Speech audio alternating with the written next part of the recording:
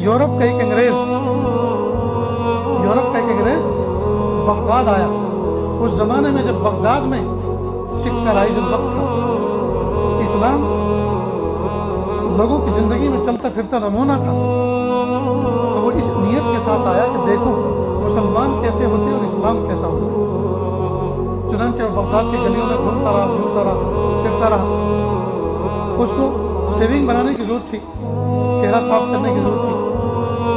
وہ ایک دکان پر گیا اور اس نے وہ آلہ جس کے ذریعے سے وہ شیونگ کیا کرتا تھا اس سے پوچھا کہ یہ چیز آپ کے یہاں ہے، کہاں ہے؟ میں دکھاؤ، میں دیکھنا چاہتا ہوں. اس نے دکھایا تو وہ نمونہ اس کو پسند آیا. کہا قیمت کیا ہے؟ تو قیمت جو بتائی وہ بھی اس کو مناسب لگی. کہا ایک پیس دے دو. دکان والے نے کہا سیم کمپنی کا سیم پرائز میں یہی آئٹم یہی چیز آپ سامنے والی دکان سے لے لو، راستہ کراس کرو، سامنے والی دکان پہ جاؤ. یہ گیا اور وہاں جا کر بھی اس نے وہی چیز دہرائی کہ یہ چیز آپ کیا ہے؟ کہے کہ دکھاؤ.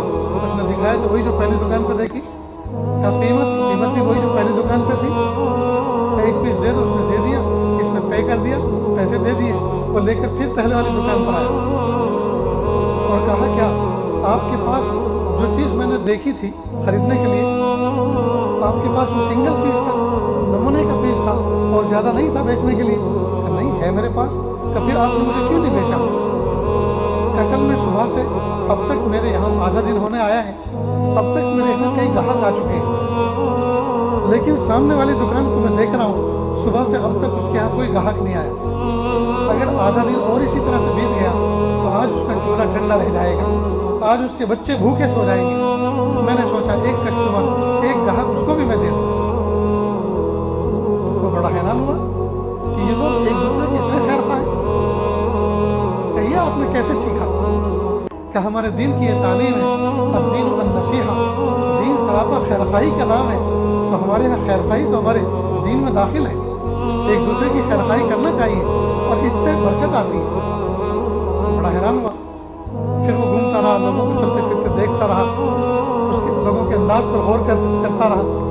اسے بھوک لگی، وہ ایک ہوٹل پر گیا. اس زمانے میں جس شان کے بھی ہوٹل ہوتے ہوں، دیکھا کہ نیچے دسترخوان لگا ہوا ہے، کچھ لوگ بیٹھ کے کھا رہے ہیں. اس نے آرڈر دیا، ہاتھ دھوئے اور ہاتھ دھو کر دسترخوان پر بیٹھ گیا. اللہ کی شان، جب اس نے کھانا شروع کیا تو اس کے سامنے ایک نوجوان بچہ بیٹھا ہوا تھا جو پہلے سے کھا رہا تھا.